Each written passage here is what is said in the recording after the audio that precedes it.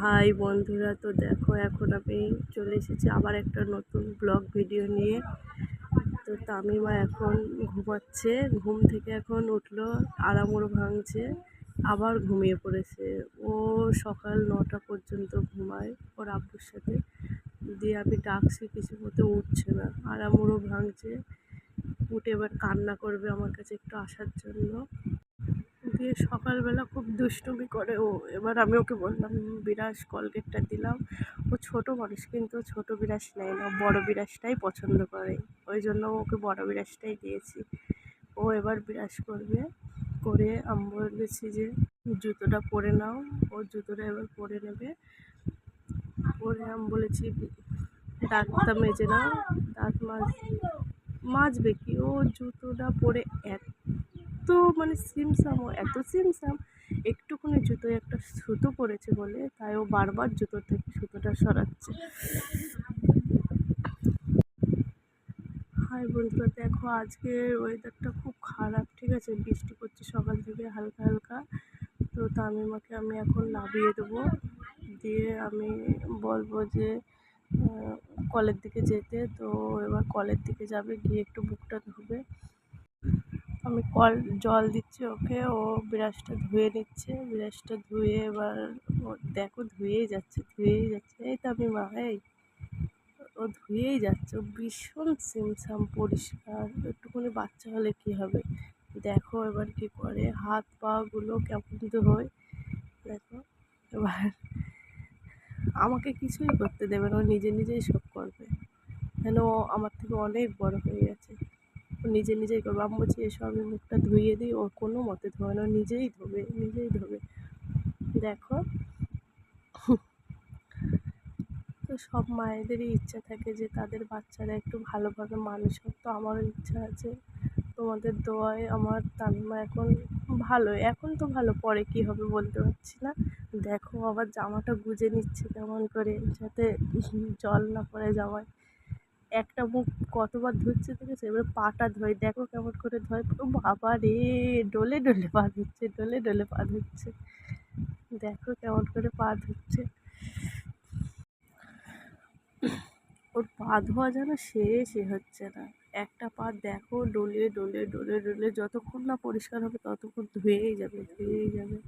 তো আমার তামিমা এখন খুবই ছোট, খুব ছোট বলতে খুবই ছোট, কেবল কথা শিখেছে, এখন স্কুলেও ভর্তি হয়নি, খুব ছোট। তো ওর খুব বুদ্ধি জানো, মানে দেখো এবার এই দিক থেকে ওঠার চেষ্টা করছে, কিন্তু এই দিক থেকে উঠলো না। প্রথমে আসলো, কিন্তু আমি এইদিকে দাঁড়িয়ে আছি, এই দিক থেকে উঠবে না, আবার ঘুরছে, ঘুরে যাচ্ছে, আবার ঘুরে যাচ্ছে, দিয়ে এবার এই দিক থেকে উঠবে। দেখো ঠিক করতে পারছে না কিছু, যে কী করবে। আস্তে আস্তে দেখেছো কেমন আস্তে আস্তে উঠছে। ও সব কাজই পুরো ঠিকভাবে করতে ভালোবাসে। যা জুতোটা আবার পড়ে গেছে বলে দেখছে কেমন করে, দেখেছো। এবার তামিমা মোবাইল, তামিমা এবার দেখেছো মুখ টুক ধুয়ে এসে এবার মোবাইল দেখতে শুরু করে দিয়েছে। আমি বলেছি বিস্কুটটা খেয়ে নাও, ও খাবে না, এখন মোবাইল দেখেই যাচ্ছে দেখে যাচ্ছে। ও ও অতটুকু বাচ্চা মোবাইল দেখতে খুবই ভালোবাসে। এখন কে নয় ভালোবাসে বলো, এখন সব বাচ্চারাই মোবাইলের পাগল। তো আমি ওকে খাইয়ে দেবো, তাই ও খাবে। অন্য সময় ও একা একাই খায়, কিন্তু তাও এখন মোবাইল দেখার সময় আমাকেই খাইয়ে দিতে হয় ওকে। খাওয়ানোর পরেই দেখো চলে এসেছে আবার দোলনা চড়তে। দেখো দেখেছো কেমন দোলনা চড়ছে, সব কাজটাও একা একাই করতে ভালোবাসে, ঠিক আছে, কেমন দোলনা চড়ছে। আমি মা ওঠো, কিন্তু এবার মারবো বলো। দেখো কি বাবা, এটা স্নান করানোর আগে যেন আমি উচ্ছে আলু চচ্চড়ি করবো বলে তরকারিটা কুটে রেখে দিয়েছি, ও ঘরে বসে খেলা করছিলো মোবাইলটা নিয়ে, দিয়ে এবারে কাঁচা আলুই খাচ্ছে। আমি বলছি কী খাচ্ছে শোনা, বলছে আমি কিছু খাচ্ছি না। তারপরে দেখি ও কিন্তু লুকিয়ে লুকিয়ে খাচ্ছিল। আমি মানে খাটের ওপরে উঠে আবার নাচানাচি করছে। আমি বলছি কী খাচ্ছে দেখো, ওকে কোনো মতো দেখাচ্ছে না। তারপরে আমি বলছি দেখি তো কী খাচ্ছে, দিয়ে দেখো দেখো কীরকম করছে, দেখেছে, শুধু মুখ নাড়ছে, ওকে বলছে না এবার আলুটা নেবে নিয়ে তাই খাবে। দেখো দেখেছে কেমন বদমাইশ। তামিমা তোমাকে কিন্তু মারবো বলো। এবার স্নান করানোর সময় চলে এসেছে। এই দেখো আমাকে বলতেও হয়নি, একা একা কলের পাড়ে চলে এসেছে, এসে সাবান মাখছে।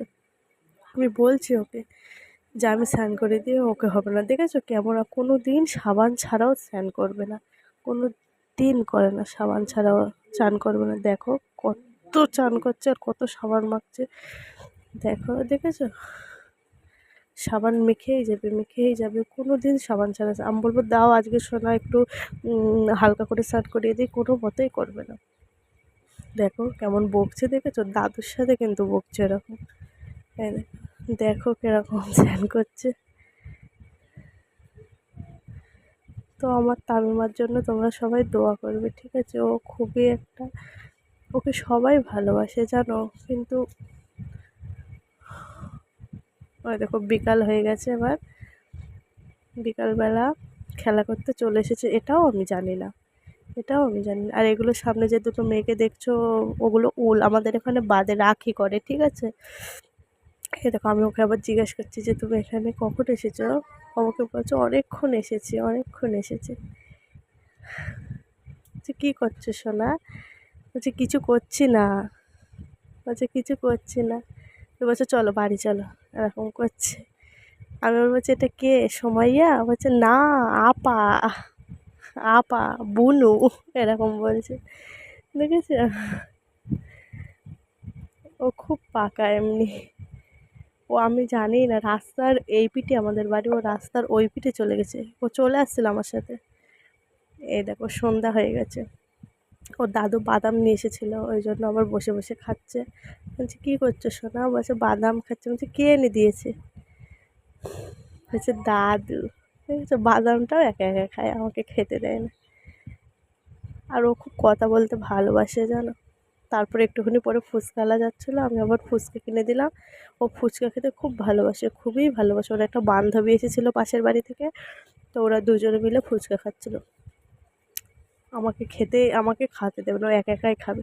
এখনকার ছেলেপিলেরা সবাই পাকা, দেখেছো ওই বাচ্চাটা।